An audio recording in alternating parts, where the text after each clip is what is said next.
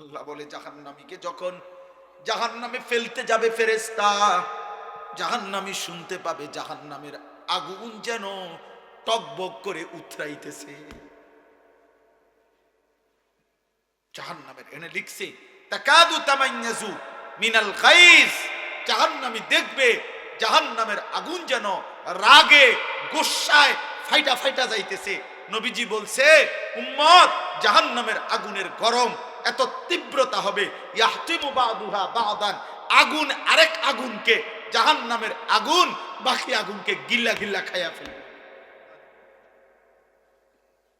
এক আগুন আরেক আগুনকে গিলা ফেলবে, গিলা। ধোঁয়ার মধ্যে ধোঁয়া ঢোকে, কুয়াশার মধ্যে কুয়াশা ঢোকে, দেখছেন না? কুয়াশা যখন আসে দেখবেন গাড়ির তিয়া তাকাইলে যে কুয়াশার ভিতরে যেন কুয়াশা ঢুকতেছে, মেঘের ভিতরে মেঘ ঢুকতেছে। আল্লাহর নবী বলেন আগুন যেন আগুনের গিল্লা ফেলতেছে, এমন হবে জাহান্নামের আগুন। বন্ধু আমার, ভাই আমার, এত খামখেয়ালি ভাবলেন কেন? আল্লাহর বিষয়টাকে এত খামখেয়ালি মনে করলেন কেন? কেন নামাজ পড়েন না? নওজোয়ান কিসের উপরে ভিত্তি করে এত কম বয়সে এত গাদ্দার হয়ে গেল কেন? মুসলমানের বাচ্চা 16 বছর বয়সে এত বড় বেয়াদব হলি কেন?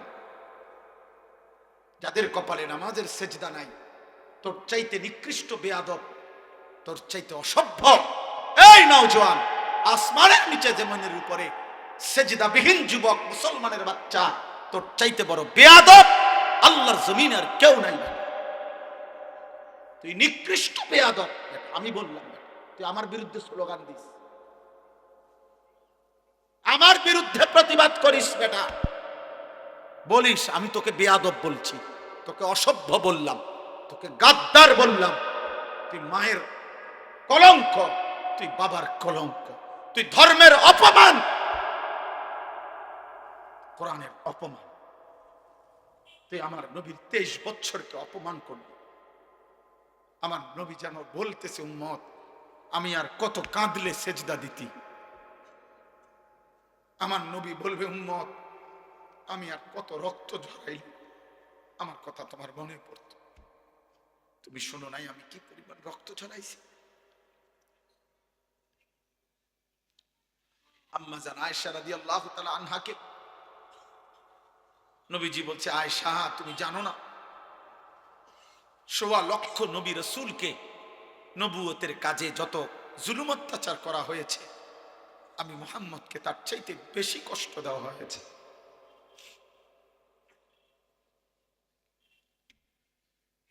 লাকাদ উযিতু ফিল্লাহ মা উযিয়া আহাদ, আমাকে যে পরিমাণ কষ্ট দেওয়া হয়েছে আয়েশা, কোন নবীকে এত কষ্ট কেউ দেয় না।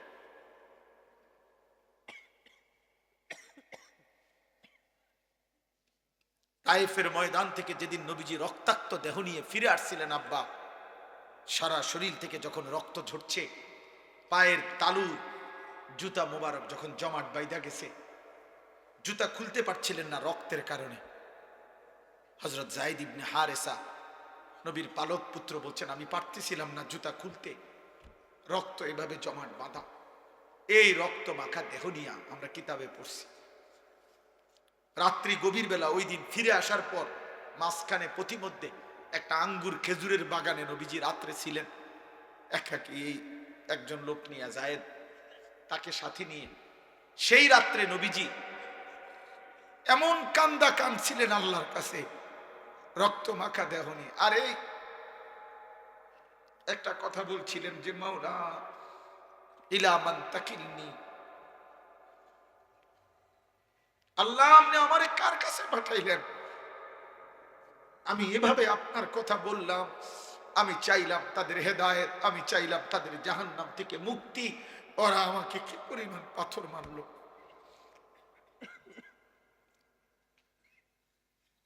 আপনি আমার কার কাছে পাঠাইলেন? এ কেমন মানুষের কাছে পাঠাইলেন আমারে? এরা আমাকে এভাবে মারলো। তখন নবীজি একটা কথা শুধু বলছে কাঁদতে কাঁদতে সেই রাত্রে, যে আল্লাহ এই সমস্ত রক্তের প্রতি আমার কোনো অভিযোগ নাই, আমার উম্মতের প্রতি আমার কোনো অভিযোগ নাই, শুধু আমি একটা জিনিস চাই মাওলা, যদি আপনি বলেন যে আপনি আমার উপরে রাগ করেন নাই, ফালা উবালি, তাহলে আমি আর কোনো কিছুর পরোয়া করি না। আপনি শুধু বলেন আপনি খুশি আছেন কিনা, আমি আরো রক্ত দেব মাওলা, আমি আরো ক্ষুধার কষ্ট সইব, আমি আরো রাত ভর চোখের পানি ফেলে কাঁদবো আমার উম্মতের জন্য, বিনিময়ে আমি আমার আপনার সন্তুষ্টি চাই মাওলা। আপনি হলেই আমার সব হবে, আপনি না হলে আমার কিছুই হবে না। এজন্য দোস্ত, নারী দেখে কি কি মজা পাইলা, উলঙ্গ ছবি দেখে কি কি মজা পাইলা, মদের আড্ডায় কি সুখ পাইলা, জুয়ার আড্ডায় কি সুখ পাইলা, জিনার ব্যভিচার আর অসৎ নারীর হারাম সম্পর্কে কি মজা পাইলা। নবী সাল্লাল্লাহু আলাইহি ওয়াসাল্লামের হাদিস শুনেন, আল্লাহর নবী বলেন, মান জানা ওয়া শারিবাল খামরা নাযা আল্লাহু বিনহুল ঈমান কামা ইয়াখলাউল ইনসানু আল কামিসা মিন রাসিহি। নবীজি বলেন, যে জিনা করে এবং মদ পান করে, জিনা যে নারীর সাথে হারাম সম্পর্ক করে, নেশা করে, খোদার কসম নবী বলছে আল্লাহ তার কলিজা থেকে, দিল থেকে আল্লাহ তাআলা তার ঈমান এভাবে বের করে ফেলে, মানুষ যেমন গায়ের থেকে জামা খুলে ফেলে। কি বুঝছেন না? বিশুদ্ধ হাদিস। আমি ব্যক্তিগতভাবে ফালতু কথা বলি না। আল্লাহর নবী বলছেন আল্লাহ তার ঈমান এভাবে খুলে ফেলে। এই নেশা করে, মদের আড্ডা, জুয়ার আড্ডা, নেশার আড্ডা, জেনার আড্ডা, এই তিন জিনিস এক ক্ষতি আনে, তিন দাগ। নারী, মদ, গান বাদ্য। যেখানে গানের আসর সেখানে নারীর আসর, সেখানে মদের আসর। যেখানে মদের আসর সেখানে নারীও আছে, গানও আছে। যেখানে নারী আছে সেখানে মদও আছে, গানও আছে। এটা এক ক্ষতি আনে, তিন দাগ নাকি একসাথে। এজন্য যে যুবক গানে আসক্ত, ওই নারীতে আসক্ত, ও নেশায়ও। এই হারামখোর চরিত্র কি? আপনি বাবা জানেন না, আপনি বাবা জানেন না। ওরে জিজ্ঞাসা করেন, তুই আল্লাহকে সাক্ষী রেখা, তুই যদি আমার হালাল ফুত হয়ে থাকস, তো তুই রাত 12টার পরে সকাল পর্যন্ত মোবাইলে কি দেখস? আপনি জিগান, আপনি আপনার ফুতের জিগান, তুই যদি আমার হালাল সন্তান হয়ে থাকস, তো তুই কর। আমরা বুঝি না? আপনাদের ছেলেদের চেহারা আপনারা দেখেন, এগুলো আপনাদের সন্তান, আপনাদের ভাতিজা, আপনাদের ভাগিনা, আপনাদের নাতি। যে কয়জন বয়স্ক বাবা আছেন আপনারা বলেন, টিস্যু নেই? জি বলেন, আপনারা বলেন। ওরে বলেন না, ওর চুল এমন কেন? ও মুসলমানের বাচ্চা না? তোর একটাবার জিজ্ঞাসা করেন যে আব্বা, তোর দাদার চুল, বাবার চুল, তোর গ্রামের হুজুরের চুল, তোর মসজিদের ইমাম সাহেবের চুল, তোর নবীর চুল, তোর নবীর সাহাবাদের চুল, তোর জামানার আউলিয়া, পিছনের জামানার আউলিয়া, পৃথিবীর কোন ইমানদার মুমিনের চুল, কারোর সাথে তোর চুলের মিল নাই। তুই কোন ধরনের মুসলমান? ওরে জিজ্ঞাসা করে। আপনি কি একবারও জিজ্ঞাইতেন? আপনার কি বিবেকে নাই এটা? আমার বড় ভাই, এই চান্দিনা আল আমিন কামিল মাদ্রাসার যিনি প্রিন্সিপাল, আলহাজ হজরত মাওলানা মাহবুবুর রহমান আশরাফি, তো আমার আপন বড় ভাই। বড় ভাই আমার ছাত্র জীবনে আমার মনে আছে একবার 3বার চুল কাটাইছে আমার। মানে শুধু সামনে পিছনের চুল 19-20 হয়েছে, সামান্য একটু।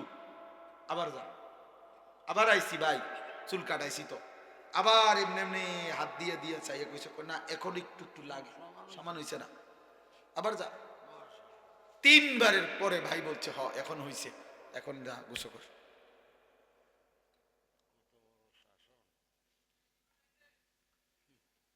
আমার জীবনে আমি একবার, জীবনে একবার শুধু আমি আমি যখন আলেমে পড়ি, খুব সম্ভব 2001 সালে হবে, এই আমি এরকম পাঞ্জাবির এই সাইডে এম্বোটারি করা একটা পাঞ্জাবি কিন্না ফিনছিলাম।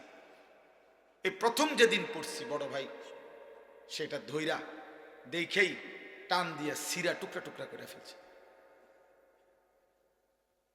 দোস্ত আমার, প্রিয় সন্তান, তোমাদেরকে বলি এবার, বাবা, তোমাদের বাবারা তোমাদেরকে এভাবে ছেড়ে দিল কেন?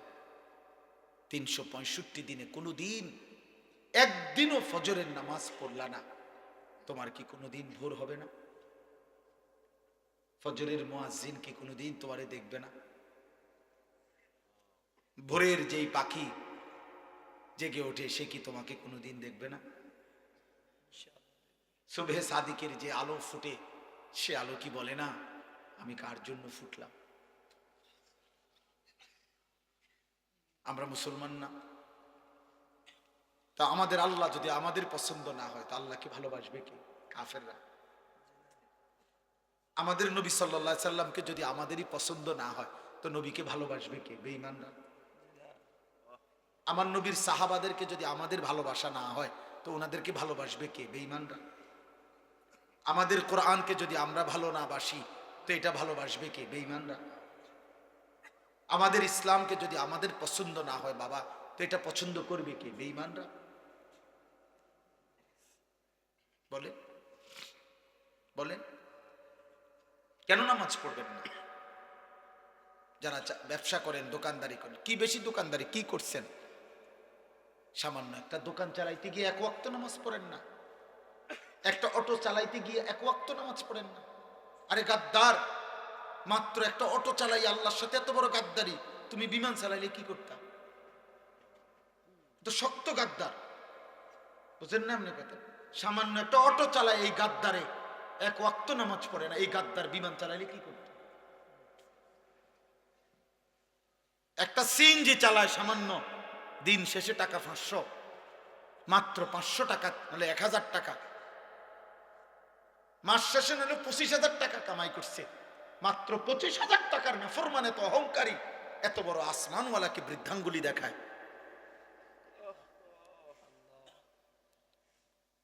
এই জন্য ইমাম গাজালি রাহমাতুল্লাহ বলছে, এই পৃথিবীতে সবচেয়ে অহংকারী নাফরমান কে? যে দুনিয়াতে একে তো মিসকিন ফকির, আবার আল্লাহর নাফরমান, সে বড় অহংকার। ফকির মুতাকাব্বির, বুঝছেন না হিসাবটা? একে তো কি অভাবী, অথচ তবু আল্লাহকে কি দেয় না? সেজদা দেয় না। এ ধনাঢ্য ব্যক্তির চাইতো বড় গাদ্দার। হয়তো ভুলে গেছে 100 কোটি টাকা পাইয়া, তোমার সমস্যা কি? হয়তো 1000 কোটি টাকা পাইয়া আল্লাহকে ভুলে গেছে, ও তো 10টা বাড়ির মালিক হইয়া আল্লাহকে ভুলে গেছে, ও তো 10টা মেল ফ্যাক্টরির মালিক হয়ে আল্লাহকে ভুলে গেছে। তুমি না ফরমান ভুললা কেমনে? তুমি তো দিন আইন না দিন খাও, তবুও কি আল্লাহরে মনে করো না কেন তুমি? অথচ নবী সাল্লাল্লাহু আলাইহি সাল্লাম কতটা খুশখবরি দিছিলেন যে আমার উম্মতের ফকির ইমানদার, আমার উম্মতের ধনী ইমানদারের 500 বছর আগে জান্নাতে চলে গেছে। নবীজি বলছেন, আল্লাহুম্মা আহিনি মিসকিনান, আল্লাহ আমাদের দরিদ্রদের মাঝে বাঁচায় রাখেন, ও আমিতনি মিসকিনান, আমারে দরিদ্রদের মাঝে মৃত্যু দেন, ওয়াহশুরনি ফি জুমরাতিল মাসাকিন, আখিরাতে আমারে আমার দরিদ্র ইমানদার উম্মতের সাথে দাঁড় করায় দেন। নবী তো অভাবীকে বলে নাই।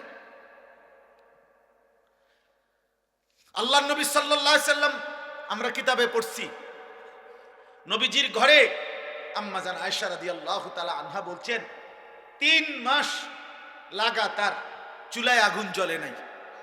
কয় মাস? কোন বিবির ঘরে 9 জন স্ত্রী একসাথে ছিলেন। রাআইনা হিলালান সুম্মা হিলালান সুম্মা হিলালান মা আওকাদাত ফি আবিয়াতি রাসূলিল্লাহ নারু, নবীর কোন বিবির ঘরে 3 চাঁদে 3 মাসে চুলায় আগুন জ্বলে নাই। 3 মাস পর্যন্ত কোনোদিন রান্না করা খাবার নবী এবং নবীর বিবিরা খান নাই, শুধু খেজুর পানি খাইছেন। 14 দিনও পেটে পাথর বাঁধছেন, ক্ষুধার কষ্ট সয়েছেন। কেন? এটার একটা হিকমত কিতাবে লিখছে।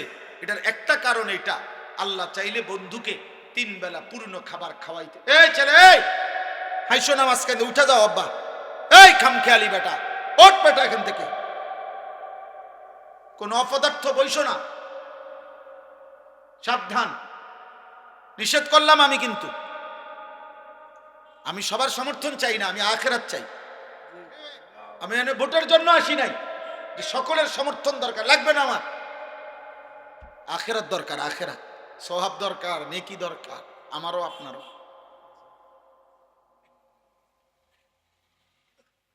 মনে রাখবো আব্বা, আমি যত কথাই আমরা বলি, হেদায়েত মূলত আল্লাহর হাতে, পরিবর্তন মূলত কার হাতে? আল্লাহর হাতে। এটা নবীজিকে আল্লাহ আগে বলে রাখছে, বন্ধু দাওয়াত দিবেন আপনি, লোক নেমু আমি।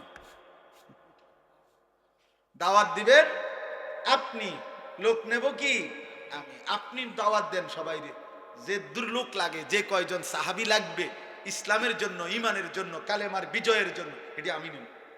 এই জন্য নবীজি আবু বকরকেও দাওয়াত দিছে, আবু জেহেলকেও দাওয়াত দিছে, ওমরকেও দাওয়াত দিছে, আবু লাহাবকেও দাওয়াত দিছে, উসমানকেও দাওয়াত দিছে, উতবাকেও দাওয়াত দিছে, আলীকেও দাওয়াত দিছে, শাইবাকেও দাওয়াত দিছে।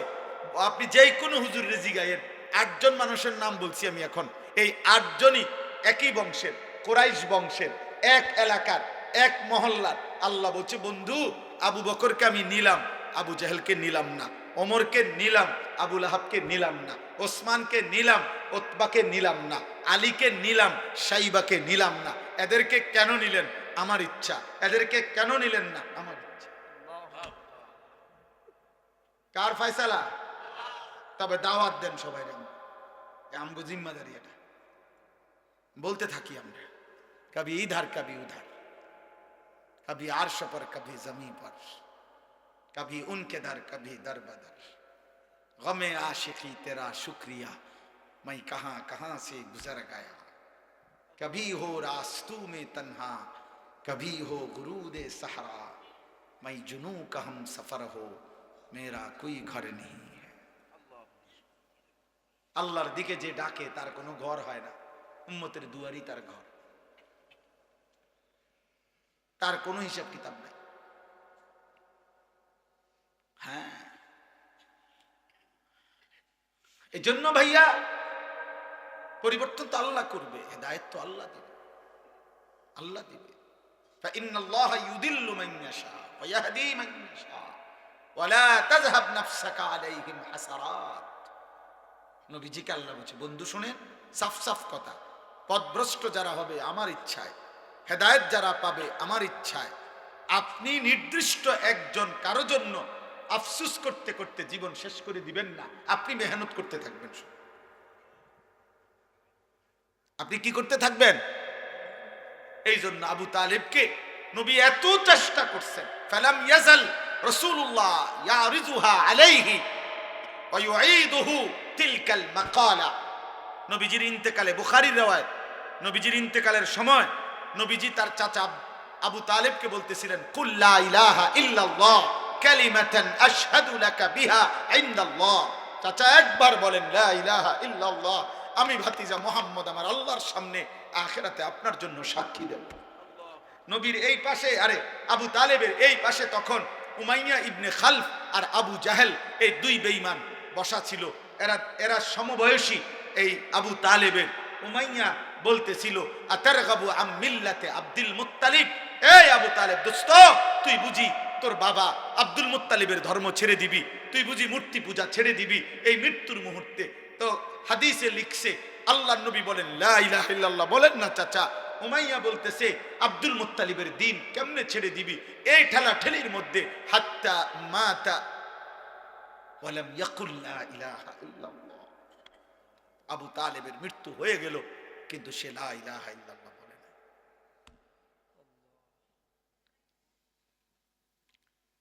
এই জন্য দোস্ত, ছেলের একটা ছেলেকে বলি, দোস্ত সমবয়সী জাহান্নামী বানায় বেশি, সহপাঠী সমবয়সী, সামান্য ফুলাফাইন গড়ে দেয় কম, নষ্ট করে দেয় বেশি। তোর মোবাইল নাই দোস্ত, আমারটা আছে, তোরটাতে এমবি নাই, আমারটাতে আছে। মেয়ে দরকার তোর, বান্ধবী আমি দিচ্ছি। নর্তকী দেখবি, আয় আমার সাথে। মদের আড্ডা যাবি, আয়, আমার কাছে টাকা আছে। জুয়ার আড্ডায় যাবি, টাকা লাগবে, আয় আমার সাথে জুয়া খেল। সমবয়সী জাহান্নামী বানায় বেশি, মুরব্বী অভিভাবক আল্লাহর পথ দেখায় বেশি। হ্যাঁ, নবী সাল্লাল্লাহু আলাইহি ওয়াসাল্লাম এই হাদিসের রিওয়ায়াতের মধ্যে আছে, নবীজি তখন বললেন, ইয়া আম আস্তাগফিরান্না লাকা মা লাম উনহা আনকা। চাচা, তবুও আমি আল্লাহর কাছে আপনার জন্য ক্ষমা প্রার্থনা করব যতক্ষণ না আল্লাহ আমাকে নিষেধ না করে। এবার নবী হাত তুলছেন, আল্লাহ আমার চাচা তো কালেমা ছাড়া মরে গেল, কিন্তু আমি চাচারে যে ভুলতে পারছি না, আপনি তারে মাফ করে দেন না।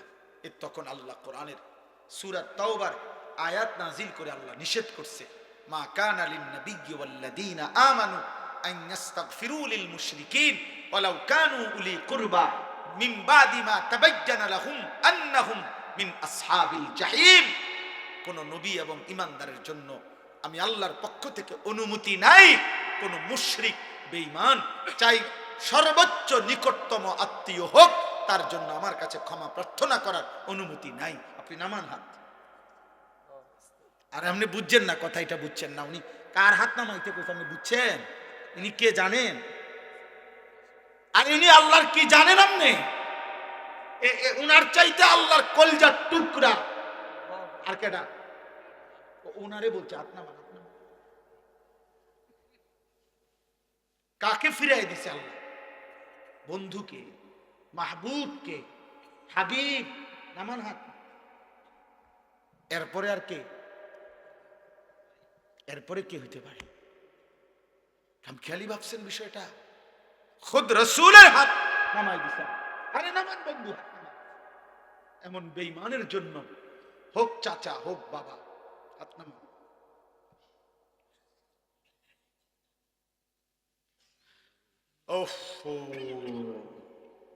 কেমনে বললে বুঝবেন?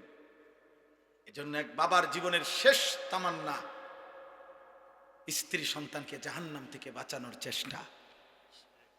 এক সন্তানের শেষ তামান্না, শেষ আকাঙ্ক্ষা, বাবা মা তাদেরকে জাহান্নাম থেকে বাঁচানোর চেষ্টা।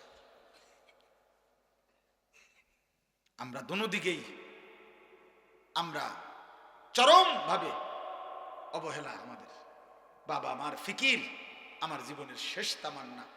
সন্তান, বিবি, বাচ্চার ছেলে মেয়েগুলোর বিয়ে শাদী, বিল্ডিং এর কাম শেষ করে দাও।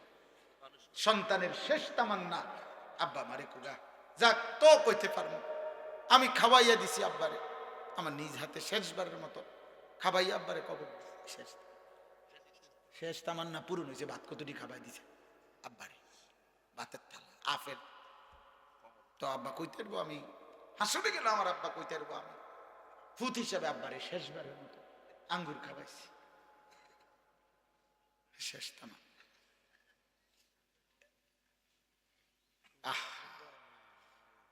এই খাওয়াই নাও নাই। আচ্ছা ধরে নিলাম একজন ইমানদার বাবার বুঝি শেষ তামান্না ছেলে মেয়ের বাড়িঘর, একজন ছেলের বুঝি শেষ তামান্না বাবা মায়ের আফেল মালটা বুঝি জাহান্নাম থেকে বাঁচানোর চেষ্টা। কোরআনুল কারীমে আছে ইব্রাহিম আলাইহিস সালাম ওনার আব্বা আজরকে বলছে জাহান্নাম থেকে বাঁচানোর জন্য। যখন ওনার আব্বাকে উনি ডাক দিছে তখন চারটা বাক্য বলছে, চার বাক্যে চারবার বলছে ইয়া আবাতি, ইয়া আবাতি, হে আমার প্রিয় আব্বা, হে আমার প্রিয় আব্বা, হে আমার প্রিয় আব্বা, হে আমার প্রিয় আব্বা। ইয়া আবাতি লিমা তা'বুদু মা লা ইয়াসমাউ ওয়া লা ইউবসিরু ওয়া লা ইউগনি আনকা শাইআ। ইয়া আবাতি ইন্নী ক্বাদ জাআনি মিনাল ইলমি মা লাম ইয়াতিকা আহদিকা সিরাতান সাবিয়্যা। ইয়া আবাতি লা তা'বুদিশ শাইতান ইন্নাশ শাইতানা কানা লিররহমানি আসিয়্যা। ইয়া আবাতি ইন্নী আখাফু আন ইয়ামাসসাকা আযাবুম মিনার রহমান ফাতাকুনা লিশ শাইতানি ওয়ালিয়্যা। আব্বা আপনি এই মূর্তির পূজা কইরেন না আব্বা, ওই কথা বলতে পারে না, ওই কানে শুনে না, ও কোনো উপকার করতে পারে না। হে আমার আব্বা, আমি আসমানওয়ালা আল্লাহ থেকে এমন ওহির এলেম পেয়েছি যেটা আপনি পান নাই, আপনি আমার কথা মেনে নেন আব্বা, আমি আপনাকে সরল সঠিক জান্নাতের রাস্তা বলে দেব আব্বা। হে আমার আব্বা, আমি আপনাকে অনুরোধ করছি আপনি শয়তানের গোলামি কইরেন না রে আব্বা, শয়তান আল্লাহর দুশমন রে বাবা। হে আমার আব্বা, আমি ভয় করছি ঈমান ছাড়া যদি কবরে যান আল্লাহর আযাব আপনাকে খুব বেশি পাকড়াও করবে, আপনি তখন জাহান্নামে শয়তানের সঙ্গী হয়ে থাকবেন। সব কোরআন আয়াত কিনা ইয়া আবাতি লা তা'বুদিশ শাইতান। বলেন, এক সন্তান তার বাবাকে বাঁচাইতে জাহান্নাম কি পরিমাণ বলছে, এক কথা বারবার কইছে, ইয়া আবাতি ইয়া আবাতি ইয়া আবা, আব্বা আব্বা আব্বা, আপনি বলেন না, আপনি বলেন না, বলেন। 950 বছর পরে আল্লাহ বলে দিছে, ওয়া উহিয়া ইলা নূহিন আন্নাহু লান ইউমিনা ইল্লা মান ক্বাদ আমানা ফালা তাবতাইস। 950 বছর পরে আল্লাহ নূহ নবীকে বলছে যে হে নবী নূহ, আর কেউ ঈমান আনবে না, অতএব তুমি আর হতাশ নিরাশ হইও না, আর আহাজারি করো না, তুমি এবার তোমার অনুসারীদেরকে নিয়ে তুমি বাহনে উঠো, আমি বাকিদেরকে তুফান দিয়ে শেষ করে দেব। কথাটা বুঝছেননি? কে ফয়সালা গুনাইছে? কে? আর কি হবে না? আর কেউ ওয়া উহিয়া ইলা নূহিন আন্নাহু লান ইউমিনা ইল্লা মান ক্বাদ আমানা,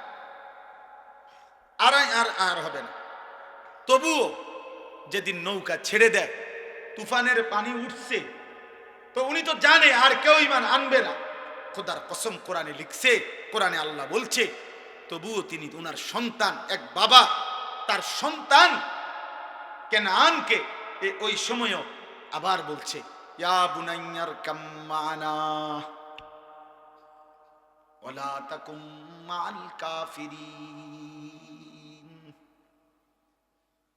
বাপ, আমি জানি রে বাপ, আল্লাহর আযাব তুফান শুরু হয়ে গেছে, আমার আল্লাহ তো ওহী নাজিল করে ফেলেছে বাপ, আর কাউকে ঈমান দিবে না, মালিক তো শুনায় দিছে রে বাপ।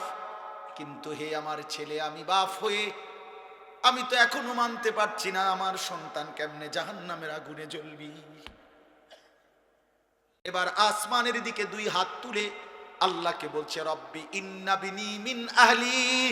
আল্লাহ, ডুবে যাচ্ছে যেটা, এটা আমার ছেলে, আমার বংশধর, আমার রক্ত, আমি বাপ হয়ে চোখের সামনে কেমনে মেনে নেব রে মাওলা, আমার সন্তান ছিল জাহান্নামী হবে, জাহান্নামের আগুনে কেমনে জ্বলবে। আল্লাহ তখন ডাক দিয়ে বললেন, ইয়া নূহ ইন্নাহু লাইসা মিন আহলিক ইন্নাহু আমালুন গায়রু সালিহ।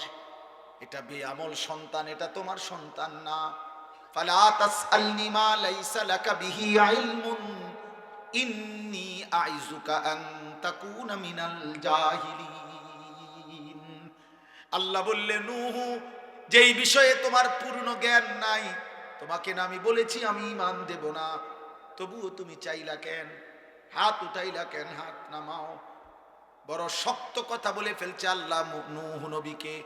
আল্লাহ বললেন, নূহ নবী, তুমি তো আমার নবী, নবী হয়ে এত বড় ভুল করছো কেন?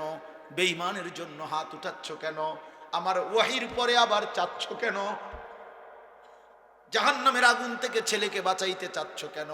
আমি তোমাদের ইন্নী আইযুকা আন তাকুনা মিনাল জাহিলিন, আমি তোমাকে ভুল করা থেকে সতর্ক করছি, এমন ভুল নবী হয়ে তুমি করতে পারো না। এরপরে নূহ নবী হাত ফেলে দিছে, হাত ফেলে দিয়ে এবার বলছে, আমার এটা ঠিক হয় না, আল্লাহ না আমারে ওহী জানাইলো, আর ঈমান দিবে না। আমি কেন চাইলাম? সন্তানের ভালোবাসায়, এক বাবার ফিকির এটা। খোদার কসম আব্বা, বিল্ডিং এর ছাদ ঢালাই না, জাহান্নামের আগুন থেকে বাঁচানোর চেষ্টা। আপনারা ওই বাপ আলাদা ঘুমান, ছেলেদেরকে আলাদা ঘুমান, আপনারা আলাদা হন।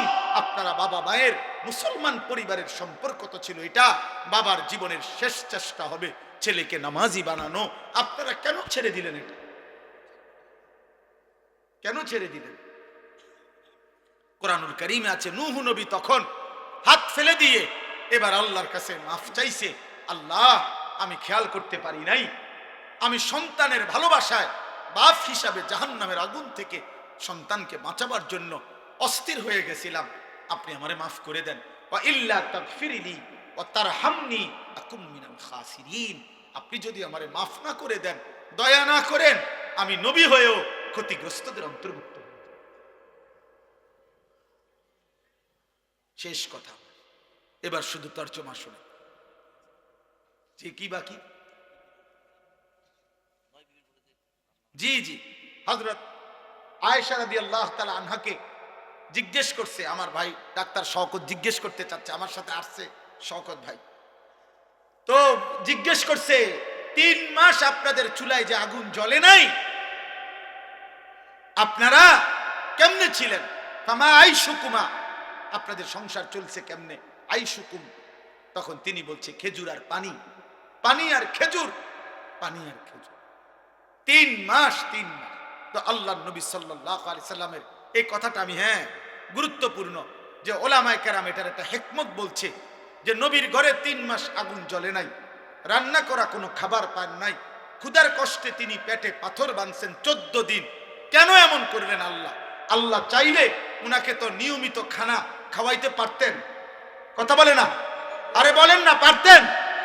কেন এমন অভুক্ত রাখলেন? কিয়ামতের ইসরাফিলের ফু পর্যন্ত পৃথিবীর সবচেয়ে বেশি দুঃখী, গরিব, ফকির, অভুক্ত, অভাবী ব্যক্তিটাও যেন কোনোদিন বলতে না পারে, হে নবী মুহাম্মদ, আপনি তো আরামে খাইছেন, আপনি তো কোনোদিন কষ্ট পান নাই, আপনি যদি আমার মতো একবেলা উপাস থাকতেন তাইলে না বুঝতেন ক্ষুধার কষ্ট বেশি নাকি আল্লাহর ইবাদত করা উচিত। আপনি তো সুখে তাইকে সুন্দর সুন্দর কথা বলে গেছেন। আল্লাহ বলছে, উম্মা বান্দা, আমি আমার বন্ধুরে এত বেশি পরিমাণ অভুক্ত রাখছি, এর চাইতে বেশি অভুক্ত তোমাদেরকে রাখবো না, যেন তোমরা আমার নবীর উপরে এই কথাটাও কোনোদিন বলতে না পারো। আজ পৃথিবীর কেউ বলুক, বলেন না কেন, আজ পৃথিবীর কেউ বলুক যে আমার ঘরে আজকে 3 মাস চুলায় আগুন জ্বলে নাই দেখা আমি নামাজ পড়তে পারি না, হ্যাঁ? আজ পৃথিবীতে কেউ বলুক আমি সেই মুসলমান 14 দিন ধরে পেটে পাথর বাঁধার কারণে আমি 1 ওয়াক্ত নামাজের সেজদা দিতে পারি নাই, এমন এমন কথা তো গাজার মুসলমানও বলতে পারবে, এমন কথা তো গাজার মুসলমানও বলতে পারবে।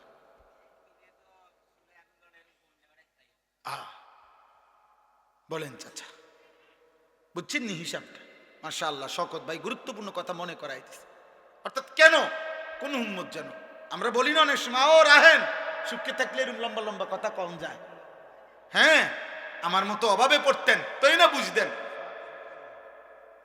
আল্লাহ বলছেন, নবী বলবেন, উম্মত আমার চাইতে বেশি অভাবী ছিল আমার কোন উম্মত বলো? আমার চাইতে বেশি অভাবী ছিল আমার কোন? এজন্য সাহাবারা, আপনারা শুনছেন না, ওনারা এই খন্দকের যুদ্ধের সময় একটা পাথর বাঁধা পেট ক্ষুধার কষ্টে নিয়ে যখন নবীজির সামনে আসছেন, ইয়া রাসূলুল্লাহ ক্ষুধার কষ্টে পেটে একটা পাথর বাঁধছি, আল্লাহর নবী তখন নিজের চাদর সরাইয়া মুখে কিছু না বলে দেখাইলেন। সাহাবীরা দেখলেন যার কাছে অভিযোগ করতে আসছেন তার পেটে 2টা পাথর, এবার তারা ফিরে চলে গেছে। উত্তর তো ওইখানেই দেখা যায়, আর মুখে কি বল? অতএব আজকে এই রাত গভীরে আমি আমার আয়াতটার তর্জমা এটাই শুধু বলতে চাই, আমরা যদি প্রত্যেকে এখানে এই কথাটাই বলতে গেছিলাম যে আমি আমার জায়গায় দাঁড়িয়ে, যুবক ভাই তুমি তোমার জায়গায় বসে, বয়স্ক বাবা আপনি আপনার জায়গায় বসে একটাবার 30 সেকেন্ড আপনারা বলেন, ভেবে দেখেন আমার জীবনে গুনাহ বেশি না নেকি বেশি? বলেন সবাই বলেন। না না না ভাইবা কর, নলে নলে মাইক বন্ধ থাক। 30 সেকেন্ড বলো না যুবক ভাই, তোমরা বলো। 30 বছরের নিচে যাদের বয়স তোমরা হাত উঠাও। 30-এর নিচে যাদের বয়স হাত উঠাও। হ্যাঁ কও, হাত উঠে কও, গুনাহ বেশি না নেকি বেশি? আবার বলো না ভাই, হাত নামা।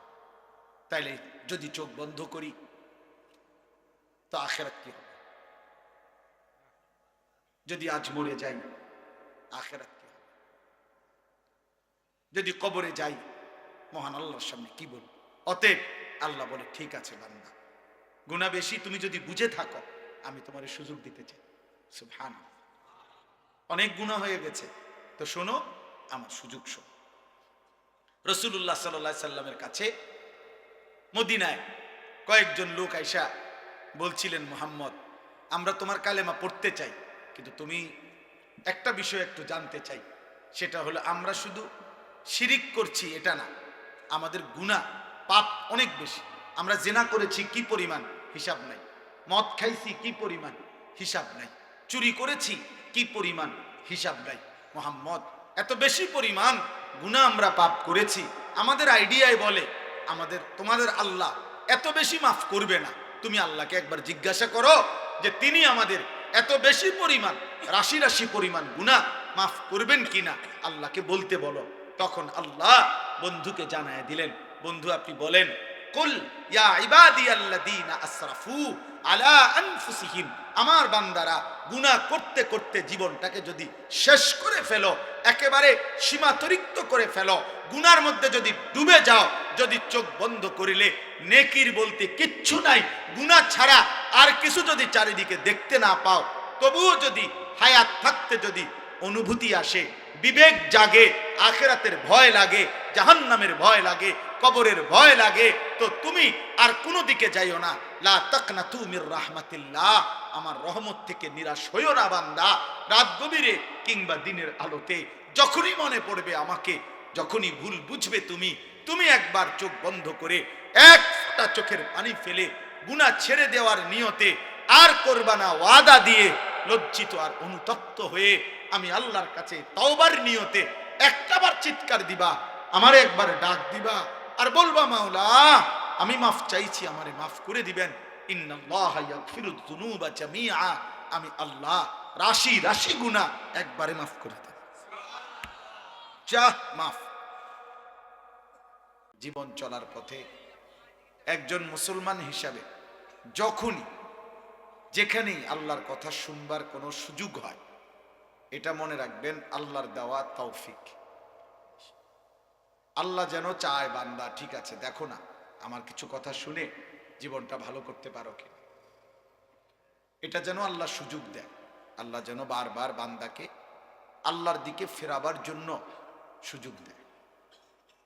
যদি দেখে আল্লাহ বান্দা একটু আল্লাহর দিকে ঝুঁকছে, তা আল্লাহ বলে, বান্দা তার চাইতে বেশি এগিয়ে আমি তোমাকে হেদায়েত দিয়ে দেব। আল্লাহু ইয়াজতাবি ইলাইহি মান ইয়াশা ওয়া ইয়াহদি ইলাইহি মান ইউনীব। আল্লাহ বলেন, আমি যাকে চাই তাকে আমি টেনে আমার দিকে নিয়ে আসি, আবার আমি আল্লাহ যাকে চাই আমার দিকে একটু ঝুঁকলেই আমি হেদায়েত দিয়ে ফেলি, হেদায়েত দিয়ে ফেলি। এই জন্য আসলে জীবনে পরিবর্তন এটা বড় মাকসাদ। একটি মাহফিল, একটা ওয়াজ, দুইজন বক্তা, চারজন বক্তা আমরা দেখলাম, কারো চিৎকার শুনলাম, কারো হুঙ্কার শুনলাম, কারো সুর, কারো টান, কারো আওয়াজ। আমার বাপ, আসলে এটা মাকসাদ না, এটা কোনো মূল উদ্দেশ্য না। মূল উদ্দেশ্য হলো আমার জিন্দিগির পরিবর্তন, আমি উপদেশ গ্রহণ, আমি কিছু নিলাম কিনা, আমার হৃদয় নড়ল কিনা, আমার বিবেকের মধ্যে কোনো অনুভূতি আসলো কিনা। এইটা যদি না হয় তাইলে শুনেও লাভ নাই, বলেও লাভ নাই, আয়োজন করেও লাভ। লোক হইছে বা লোক হয় নাই, এর কোনোটার মধ্যে সফলতা বা ব্যর্থতার কিছু নেই। লোক হইছে তো এখন তো লোক হইছে, হ্যাঁ তো এখন সফল নাকি? সবার কবর রাজা মাফ তো এটা দিয়ে কিনবেন, বোঝেন নাই কথাটা? এখন মনে করেন আমাকে 1 কোটি মানুষ চিনে, আমার কবর রাজা মাফ তো আমি এটা দিয়ে কি করব? আমি এটা দিয়ে কি করব?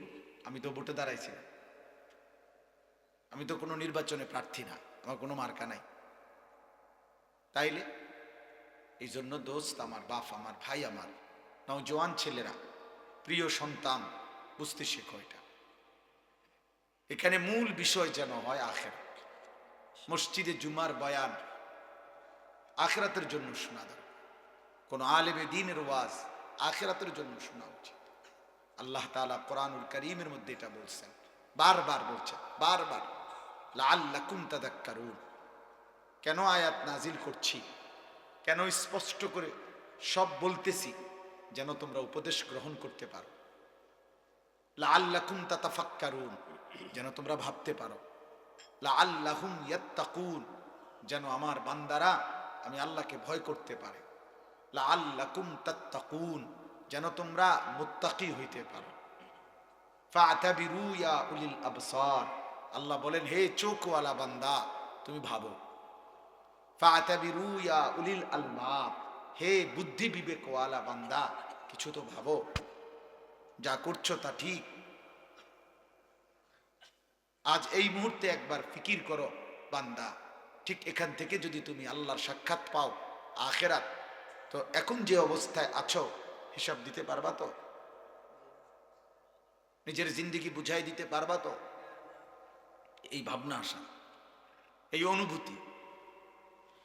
আল্লাহ তাআলা বলেন কোরআনুল কারীমের মধ্যে, আমি মূসা নবীর ঘটনা, ঈসা নবীর ঘটনা, নূহ আলাইহিস সালামের ঘটনা, লূত আলাইহিস সালামের ঘটনা, ফেরাউন নমরুদের ঘটনা, কারুন হামান সাদ্দাদের ঘটনা, এগুলো আমি কেন বললাম?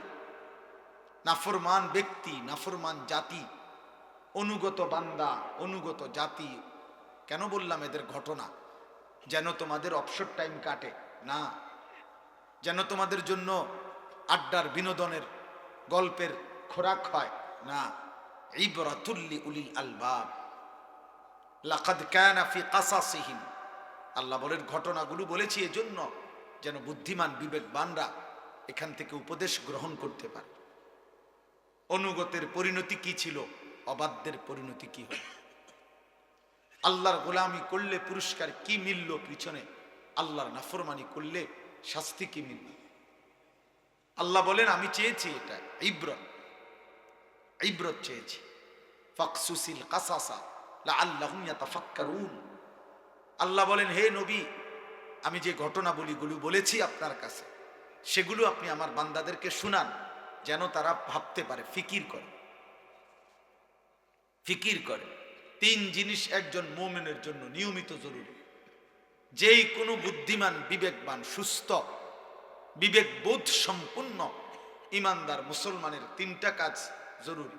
এক নাম্বার, দাঁড়িয়ে বসে শুয়ে সব অবস্থায় আল্লাহকে স্মরণ করা, আল্লাহকে কখনোই ভুলে না যাওয়া। দুই নাম্বার, কায়নাতের যেই কোনো দিকে তাকিয়ে আল্লাহকে নিয়ে ভাবা, ফিকির করা।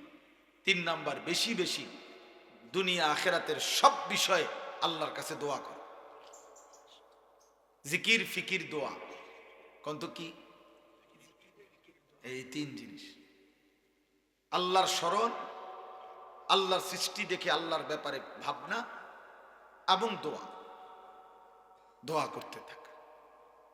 এই জন্য ছেলেরা, বাবা তোমরা এতটুকু কমপক্ষে নিজের সাথে বোঝাপড়া করো যে তুমি সুস্থ কিনা, তুমি স্বাভাবিক কিনা, তুমি কোনো মানসিক প্রতিবন্ধী কিনা। যার কাছে পেশাব পানি বরাবর সে প্রতিবন্ধী, যার কাছে মা বোন আর নারী ভিন নারী বরাবর, মাকেও দেখে ভিন নারীকেও দেখে, আপন বোনকেও দেখে, মোবাইলের নর্তকীকেও দেখে, হারাম নারীও দেখে, তা তোমার কাছে তো হালাল হারাম বরাবর। যে গালিও দেয় সালামও দেয়, আপনার কাছে তো হালাল হারাম বরাবর। যে মেহনত করে টাকাও কামায় আবার সুদেও টাকা নেয়, আপনার কাছে তো হালাল হারাম বরাবর। আপনি তো প্রতিবন্ধী, আপনার তো ব্রেনের সমস্যা, আপনি তো মানুষ না। আপনার কাছে তো জীবনের অর্থ হইল চাহিদা পূরণ, এবারে বৈধ হোক অবৈধ হোক, আমার যা চাহিদা তা পূরণ হলেই হলো, হালাল হারাম বুঝি না। নিশ্চিত এটা মনে রাখতে হবে, জওয়ান বুড়ো, আমি আপনি, নারী পুরুষ, জীবনের অর্থ যাদের কাছে একটাই, যে চাহিদা পূরণ। আমার নারী দেখতে হবে, এবার নাটকে পারি, সিনেমায় পারি, রাস্তায় হাঁটতে পারি, বাজারে গিয়ে পারি, মার্কেটে, রেস্তোরাঁয়, মোবাইলে উলঙ্গ ছবিতে, জিনাতে, ব্যভিচারের দৃশ্যে। আমার মনের চাহিদা, আমি হালাল হারাম বুঝি না, আমি দেখবই। আমার টাকা দরকার, আমি বেচেও নিমু, সুদেও নিমু, কিস্তিতেও নিমু, আমার টাকা দরকার, আমার টাকা লাগবে 12 লাখ, আমি হালালভাবে বেচা কয়দিন এটা করলাম, সুদে নাও, কিস্তিতেও নিলাম, জমি বেচেও নিলাম, জমি বেচা 12 লাখ, 6 লাখ, সুদে কিস্তিতে নিলাম 6 লাখ 12 লাখ, কেন? চাহিদা পূরণ, আমার দরকার, আমি হালাল হারাম বুঝি না। খোদার কসম, তাকে মানুষ বলে না, জানোয়ার বলে, তাকে বলে জানোয়ার, জানোয়ার বলে তাকে, জানোয়ার। জীবনের অর্থ যার কাছে এটা, জীবনের অর্থ যে এটা মনে করে যে জীবন মানে চাহিদা পূরণ, হালাল হারাম, পাক নাফাক, জায়েজ না জায়েজ আমি কিছু বুঝি না, আমি বুঝি আমার যা লাগবে তা আমার হইতে হবে। ওই মানুষ না, ওই জানোয়ার।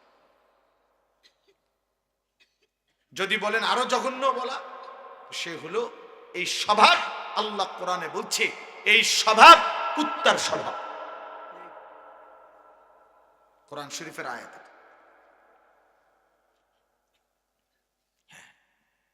যে জীবনে কোনো হালাল হারামের অনুভূতি নাই, পার্থক্য জ্ঞান যার মধ্যে নাই, মাকেও দেখে ভিন্নারীকেও দেখে,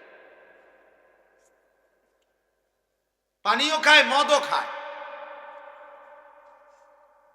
লেনদেনও করে, জুয়াও খেলে। আরে হারাম খোর, তোর কাছে তো কোনো পাক না ফাক নাই, হালাল হারাম নাই, যখন যা মন চায় তাই পূরণ করা, এই জীবন কুকুরের জীবন। কোরআন কারীমের সূরা আরাফের মধ্যে আছে, ওয়াত্তাবা হাওয়াহু ফামাসালুহু কামাসালিল কালব।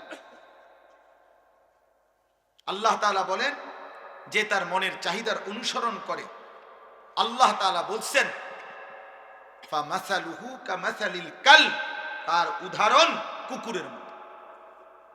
কালবুন অর্থ কুত্তা, কুকুর। আপনি যেই কোনো মাদ্রাসার বাচ্চারে জিজ্ঞাসা করে দেখেন যে কালবুন অর্থ কি, সে বলবে কুত্তা, কুকুর। তাহলে ওই জীবন কুকুরের জীবন। তাহলে বলেন, এই যে দেখেন আল্লাহ তাআলা বলেন যে মানুষটা শয়তানের অনুসারী, কামাসালিশ শাইতানি ইদ ক্বালা লিল ইনসানি কফুর, যখন শয়তান তাকে যখনই বলে আল্লাহর নাফরমানি কর, ফালাম্মা কাফারা, ওই নাফরমান শয়তানের অনুসরণ করে যখনই নাফরমানি করে ফেলে, করলেই ক্বালা ইন্নী বারীউম মিনকা, শয়তান সাথে সাথে সরে গিয়ে বলে যা, আমি তোর থেকে পবিত্র, আমি চেয়েছি তোরে জাহান্নামে দিতে, শার সিটার, আমি তোর লাগে না। কি আজীব কথা। ফালাম্মা কাফারা, শয়তানের সর্বোচ্চ চেষ্টা করা, চুরি করো, জিনা করো, ব্যভিচার করো, নারী দেখো, ছবি দেখো, নাচ দেখো, মদ খাও, জুয়া খেলো, সুদ খাও, ঘুষ নাও, কিস্তি নাও, বাটপারি করো, সিটারি করো, মহিলা বেপর্দা হও, বেহায়া হও, রাস্তায় শরীর দেখাও, যৌবন দেখাও, যখনই গুনাহ করে সাথে সাথে শয়তান ইনস্ট্যান্ট সরে যায়, সরে গিয়া বলে ইন্নী বারীউম মিনকা, ছাড়, আমি তোর থেকে পবিত্র, ইন্নী আখাফুল্লাহ রাব্বাল আলামিন, এখনই তোর উপরে আযাব আসতে পারে, আমি আল্লাহকে ভয় করি, আমি সরে গেলাম। শয়তান কয়, শয়তান। ফাকানা আকিবাতুহুমা আন্নাহুমা ফিন্নার খালিদাইন ফিহা, আল্লাহ বলে কিন্তু শুনে রাখো, আমি আল্লাহ শয়তান এবং তার শয়তানের অনুসারী উভয়ের পরিণতি জাহান্নাম, অনন্তকালের জন্য। আল্লাহ আমাকে হেফাজত করে।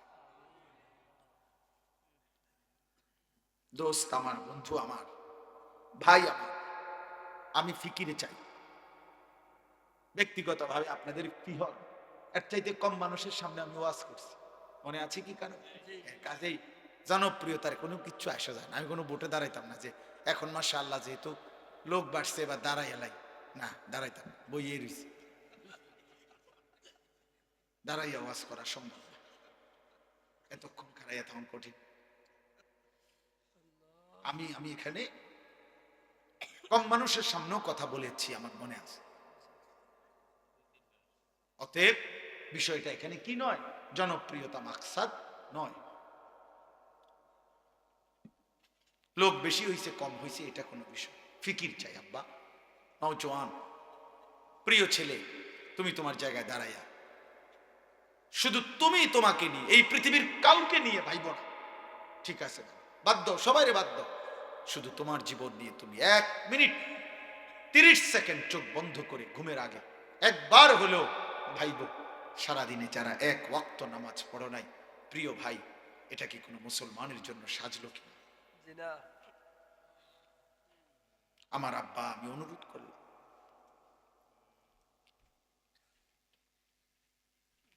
আমি শুনাই, হ্যাঁ, কোরআনুল কারীমে আল্লাহ বলছেন, এই যে এই সূরাটা আছে এর আগে দিয়া, আল্লাহু ইয়াতাওয়াফাল আনফুসা হিনা মাউতিহা ওয়াল্লাতী লাম তামুত ফি মানামিহা। ভাইয়া শুনতেছেন আপনারা?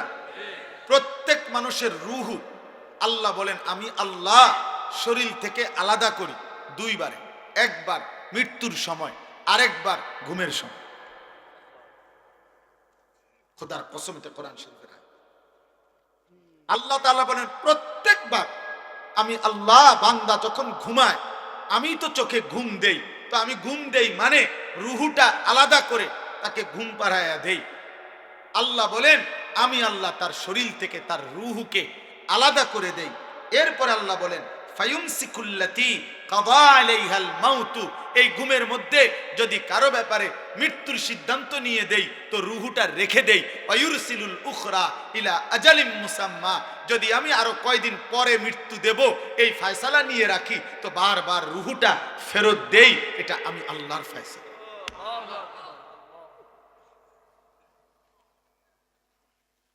দোস্ত আমার, বন্ধু আমার, 1 ওয়াক্ত নামাজ তোমরা যারা পড়লা না, এরপরে যারা ঘুমায় যাবা এখন গিয়া রাতে, এই ঘুম যদি আর না ভাঙে,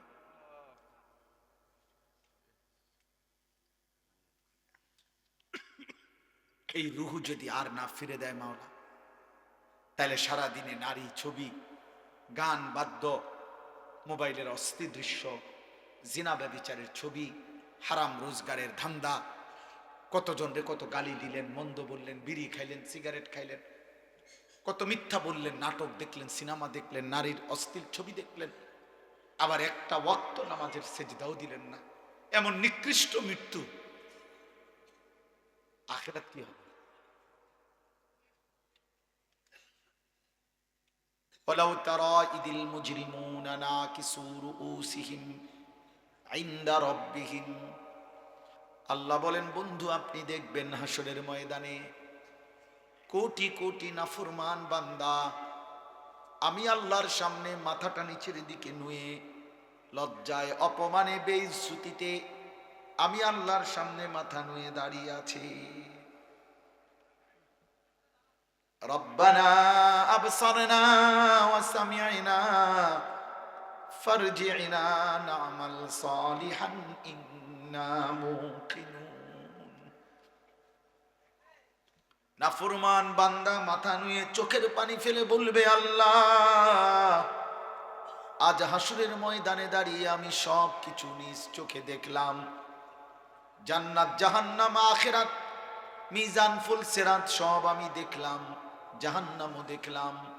আল্লাহ আমি সব কিছু কানে শুনলাম, আমি বিশ্বাস করলাম, এবার আমারে একটা বারের জন্য দুনিয়ায় ফেরত যেতে দেন। এবার যদি আপনি আমাকে এই আখিরাত থেকে ফেরত দেন আমি আল্লাহ নেক আমল করব। আল্লাহ বলবেন না বান্দা, বিষয়টা তো এটা না, আখিরাত তো আমি এই জন্য ঘটাবো না যে দুনিয়ায় আবার আসতে দেব। ওয়ালাউ শি'না লাআতাইনা কুল্লা নাফসিন হুদাহা, আল্লাহ বলে বান্দা তুমি কি জানো আমি তো চাইলে দুনিয়াতেই বাধ্য করে সকলকে আমার আনুগত্য করাইতে পারতাম। পারতেন কিনা বলো না ভাইয়া? এই বাপ বলো, আল্লাহ এখানে আমরা সকলকে আল্লাহ তাআলা সেজদা দেওয়াইতে বাধ্য কইরা আল্লাহর পক্ষে সম্ভব? সম্ভব? আল্লাহ চাইলে পারতেন। এই কথা কোরআনে আল্লাহ বারবার বলছে, ওয়ালাউ শাআ রাব্বুকা লাআমানা মান ফিল আরদি কুল্লুহুম জামিআ। আল্লাহ বলে তোমার রব চাইলে জমিনের সব আল্লাহর প্রতি ঈমান আনতে পারত, আল্লাহ বলেন ফালাউ শাআ লাহাদাকুম আজমাইন, আল্লাহ চাইলে সকলকেই হেদায়েত দিতে পারতেন, ওয়ালাকিন হাক্কাল কাউলু মিন্নি, কিন্তু আল্লাহ বলেন আজ হাসরের ময়দানে আমার চূড়ান্ত ফয়সালা, আজকে আমি বান্দা মাফ করব না, আজ আমি বিচার করব। লা আমলা আন্না জাহান্নামা মিনাল জিন্নাতি ওয়ান নাসি আজমাইন, আজ আমি আল্লাহ আখিরাতে কোটি কোটি নাফরমান মানুষ এবং জিন দিয়ে আমার জাহান্নাম পূর্ণ করব। আজ আমি ছাড়ব না বান্দা, আজ হাসরের ময়দান মাফ করব না, আজ বিচার করব বিচার, আজকে জাহান্নাম পূর্ণ করব, জাহান্নাম পূর্ণ করব। কোরআনুল কারীমের মধ্যে আছে আল্লাহ বলবেন ফেরেশতাদেরকে জাহান্নামীদেরকে জাহান্নামে ফেলো, ছুঁড়ে মারো, মারতে থাকো। কিছুক্ষণ পরে অনেকক্ষণ পরে আল্লাহ বলবেন হালিম তালাতি, জাহান্নামকে আল্লাহ ডাক দিয়ে বলবেন জাহান্নাম তোমার জায়গা পুড়ছে কিনা, জাহান্নাম বলবে ওয়া তাকুলু হাল মিন মাজিদ, আল্লাহ আরো অনেক জায়গা খালি, আরো নাফরমান দেন, আরো লাগবে, আরো লাগবে, আরো লাগবে।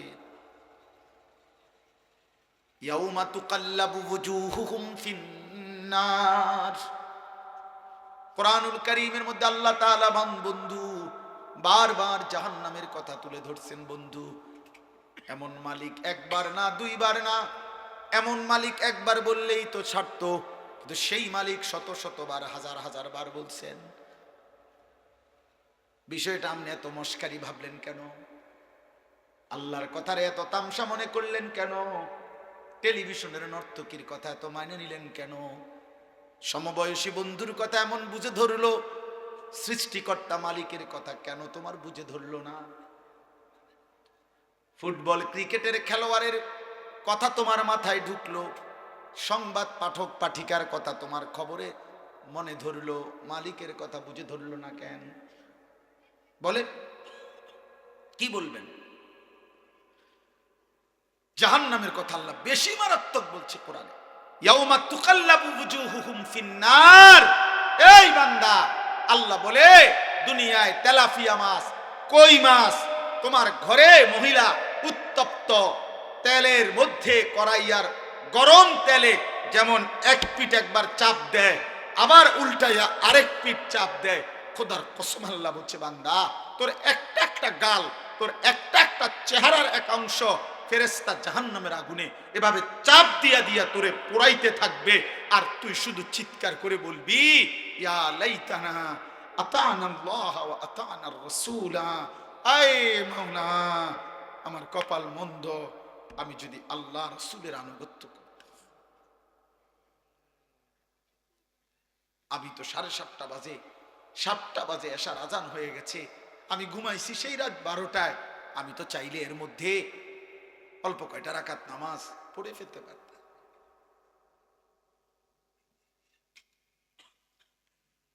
আমি তো জোহরের সময় দুপুরবেলা সজাগই ছিলাম, আমি তো খানার জন্য দোকান বন্ধই করছিলাম, আমার অফিস আমার কর্ম তো ছুটি দিছিল আমারে, আমি তো ইচ্ছা করলে নামাজটা পড়তে পারতাম, আমি তো পারতাম। হায় আমি কি করলাম? ইয়া লাইতানা আতানাল্লাহ ওয়া আতানার রাসূলা তালফাহু ওয়ুজুহুহুম ফিন্নার ওয়া হুম ফিহা কাদিহুন।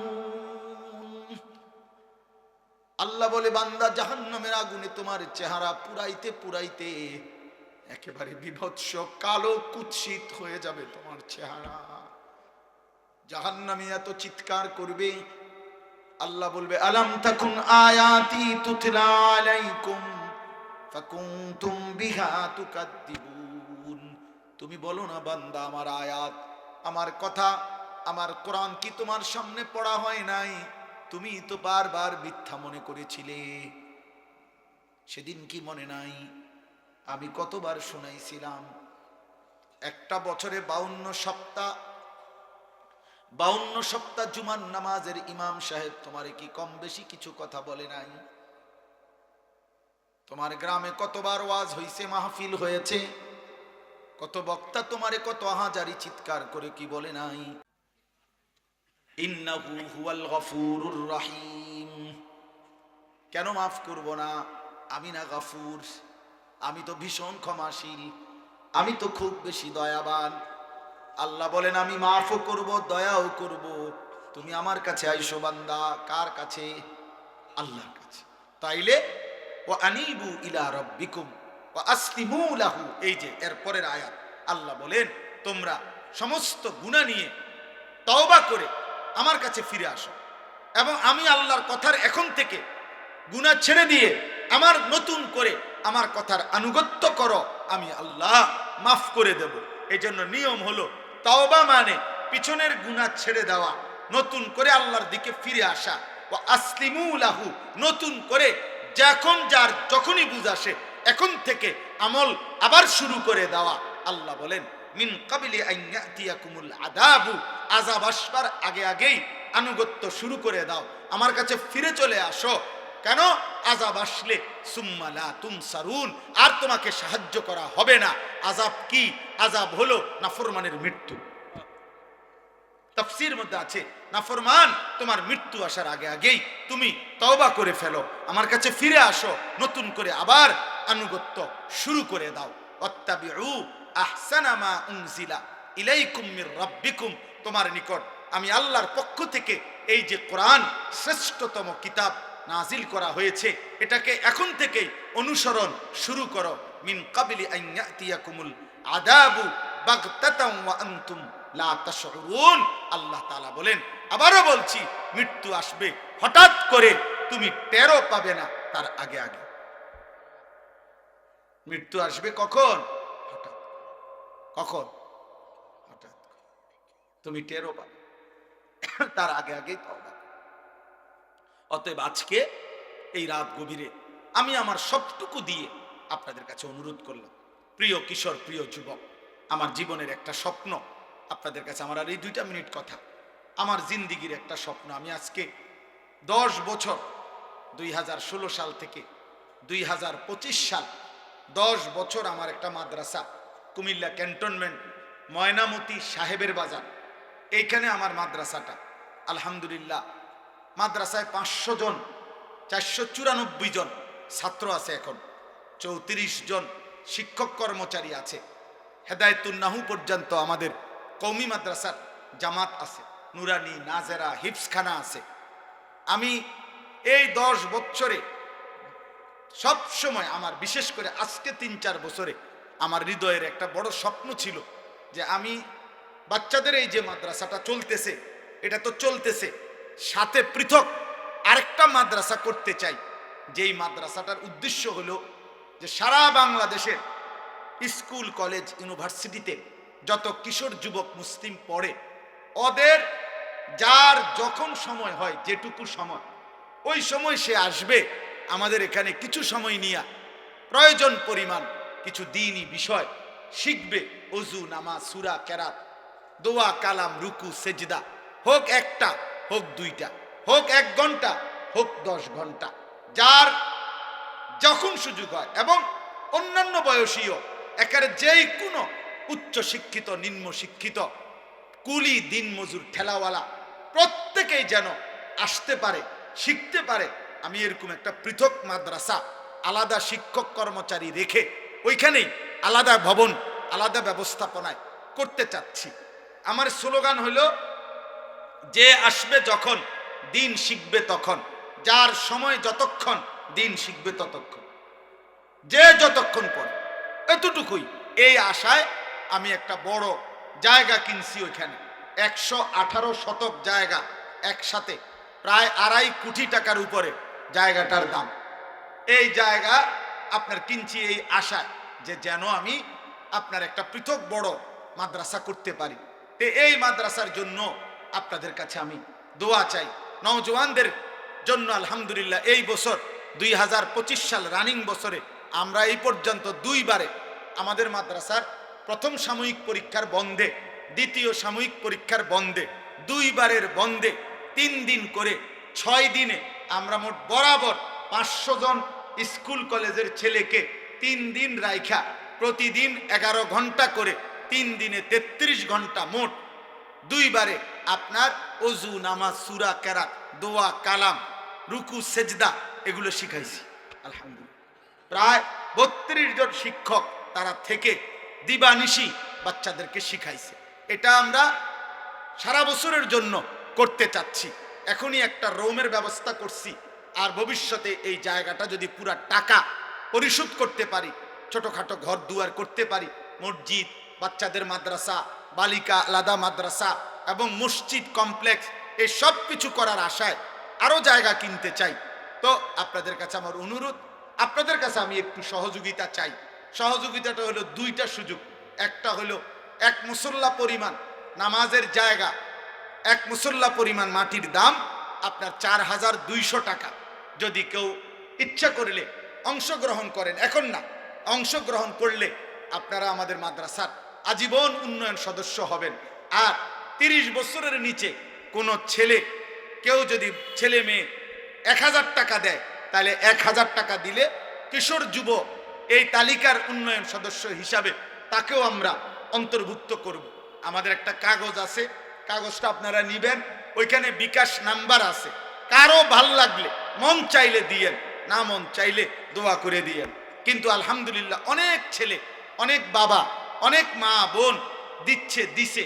আমার একটা আশা, আমার ইচ্ছা, এটা সর্বাধিক মানুষের সহযোগিতায় মাদ্রাসা হোক, প্রতিষ্ঠান হোক, মসজিদ হোক, যেন সকলে 1000 টাকাওয়ালা 100 টাকাওয়ালাও সদকায়ে জারিয়ার যেন সওয়াব পায়। এজন্য ইচ্ছা করলে আপনারা যাওয়ার সময় আমগো কাছেও দিতে পারবেন, অথবা এখানে বিকাশ নাম্বার আছে সেখানেও দিতে পারবেন। আমি আপনাদের সবার কাছে শেষ অনুরোধ করছি, আপনারা যাওয়ার পথে আমাদের সাদা গাড়িতে একটা কিতাব আছে, রাসূলুল্লাহ সাল্লাল্লাহু আলাইহি সাল্লামের জীবনের সমস্ত সুন্নাত, ছোট বড়, নবীর জীবনের একেবারে বিন্দু বিন্দু যত সুন্নত নবীর জীবন থেকে, প্রায় 600 পৃষ্ঠা ব্যাপী এই সুন্নাতের এই বইটা ঢাকা গাজীপুরের আমাদের বাংলাদেশের একজন শীর্ষ বুজুর্গ অধ্যক্ষ মিজানুর রহমান চৌধুরী কাপাসিয়ার হজরত, বাংলাদেশের বড় বড় ওলামাদের শায়েখ, তিনি এই কিতাব অনেক আলেমদের সমন্বয়ে লিখাইছেন। অনেক সুন্দর, আমি নিজেও পড়ি। আমরা এটা হজরতের কাছ থেকে এনে নবীজির সুন্নতের একটা বই উম্মতের ঘরে ঘরে পৌঁছুক, এই আশায় 400 টাকা মূল্যে এটা বিক্রি করি। যদি কারো সুযোগ হয় এটাও যাওয়ার সময় আমাদের সাদা গাড়ি থেকে কিনবেন। আজকে এই বাইতুল কি নাম মসজিদে, বাইতুল আমান জামে মসজিদে আপনারা যারা দান করছেন, আল্লাহ আপনাদের একটা একটা দানে বরকত দান করেন। আল্লাহ আপনাদের সবাইকে কবুল করেন। আমার কিশোর যুবক ভাই, 30 বছরের নিচে যাদের বয়স, তোমাদের কাছে আমার শেষ একটা দায়িত্ব আছে। সারা বাংলাদেশে আমি একটা ছোট্ট কাজ করি। আমার শায়েখ আল্লামা মুফতি মুশতাকুন নবী সাহেব, আমার হজরত আমার এই দায়িত্বটা দিয়েছেন। সেটা হলো আমরা একটা মেহনত করি কিশোর যুবক ছেলেদের জন্য, সেটার নাম হলো ফজর ক্যাম্পেইন। মানে ফজরের নামাজের মুসল্লি বৃদ্ধির চেষ্টা। ক্যাম্পেইন মানে প্রচারণ, ইংরেজি শব্দ। অর্থ হলো এই 30-এর নিচে কোনো কিশোর যুবক সে সিদ্ধান্ত নিবে কোনো মহল্লার যে আমি ফজরের নামাজ নিজে পড়ব, আমার একজন বন্ধুকে ফজরের নামাজের জন্য জাগাবো। তাইলে তোমরা 2 জন হইবা, তোমরা যদি 2 জন আবার 2 জনকে জাগাও তাইলে 4 জন হবে, 4 জন ডাকলে 8 জন হবে, 8 জন ডাকলে 16 জন হবে। এইভাবে ধীরে ধীরে ফজরের নামাজের মুসল্লি বাড়বে। ফজরের নামাজের মুসল্লি বৃদ্ধি কেন দরকার? এজন্য দরকার, হাদিসের ভাষ্য মতে, নবীজির বর্ণনায়, ফজরের মুসল্লি যারা মাহাদির সৈনিক তারা, কসম খোদা, ফজরের মুসল্লি হবে যারা দাজ্জালের বিরুদ্ধে লড়বে তারা, ফজরের মুসল্লি যারা পৃথিবীময় মাহাদির নেতৃত্বে ইমানের পতাকা উড়াবে তারা। এজন্য আগামীর পৃথিবীর জন্য ইমানদার যুবক প্রস্তুতির উদ্দেশ্যে আমরা চাই যে কিশোর যুবক ছেলেরা ফজরের নামাজের মাধ্যমে এই ফজর ক্যাম্পেইনের কাজ করুক। কোনো দলও না, সংগঠনও না, সামনে নির্বাচনের কোনো প্রার্থীও না, শুধুমাত্র আখিরাতের আশায় আমরা অনুরোধ করলাম, তোমরা ছেলেরা পারলে এই মেহনত কইরো, যার ভাল লাগে তুমি তোমার জায়গা থেকে নিজে চেষ্টা করো। আল্লাহ আমাদেরকে তৌফিক দেন। কবুল করেন। আমিন।